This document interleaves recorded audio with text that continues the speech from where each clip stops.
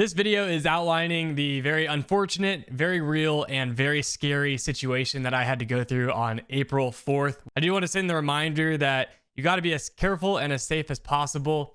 And even when things are out of your control, be as safe as you possibly can when it comes to day trading. Here's the situation. Yesterday, I end the stream, right? I think I'm down like 80 bucks or something when I end the stream. I reversed my trade that I ended the stream on and had a nice little short. I was up $1,000, okay? Maybe 1,500 or something like that.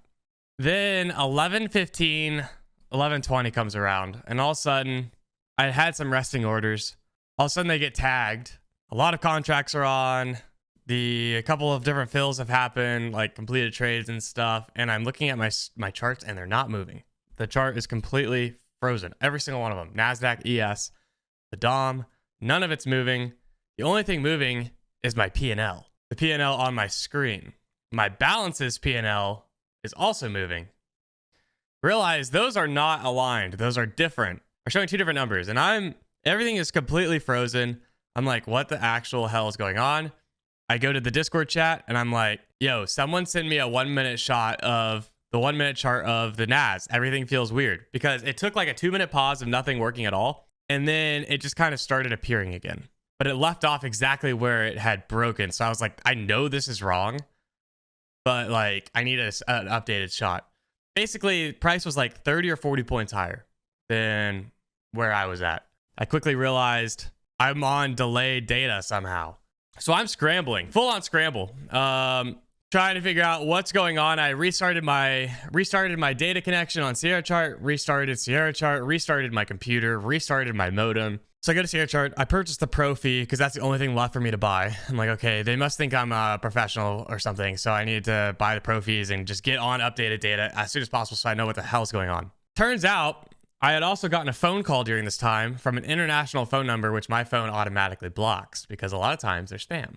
I get an email as well from Sierra Charts saying, hello, Matthew. You've been flagged as a professional data person. Like, you need to pay for pro fees. You're currently paying for non-pro fees. It's like a $60 difference or something, probably. Like, reach back out. I reached back out and I was like, I just paid for the pro fees. I don't know why I need to pay for the pro fees, but this is crazy because my data got nuked in the middle of a session. I mean, think about it. I was fully operational all morning long. I come back to my computer screen and I am no longer operational and nothing looks broken on my chart at all. Zero things look broken because it's operating. It's just operating 10 minutes behind. So get on the phone with the guy. He's like, what's your middle initial? I tell him. Turns out it's a very unlucky situation. Very unlucky situation. Here's what happened. There's another guy named Matthew Miller with a different initial in Austin who's on Sierra Chart, not paying pro fees, who's registered with the NFA, and he actually has to pay pro fees. So me, I am not registered with the NFA. I don't need to pay pro fees. I'm not part of a fund or anything like that. So this dude has the initial S, that is not my middle initial, and lives in Austin and got flagged by their query provider. And he's like, I'm sorry, this is extremely unlucky that happened. Like, you're not even the target here. And not to mention, our processes were not followed. You're not supposed to have your data turned off in the middle of a session. I'm like, no shit. You're supposed to do this when the market's closed. This is also not broker related. Edgeclear Iron Beam had nothing to do with this at all. This is 100% on Sierra, like to the T. Also, when I was talking to the guy, he's like, yeah, I don't know why, like, there's no reason for you to be flagged. Like, your email doesn't give you a reason to be flagged. He's like, even the fact that you trade in front of people doesn't mean you should be paying professional fees. And I was like, you watch the stream. Thanks, Ray. Thanks, Sierra Chart, for watching the stream at least. At least you know this is coming.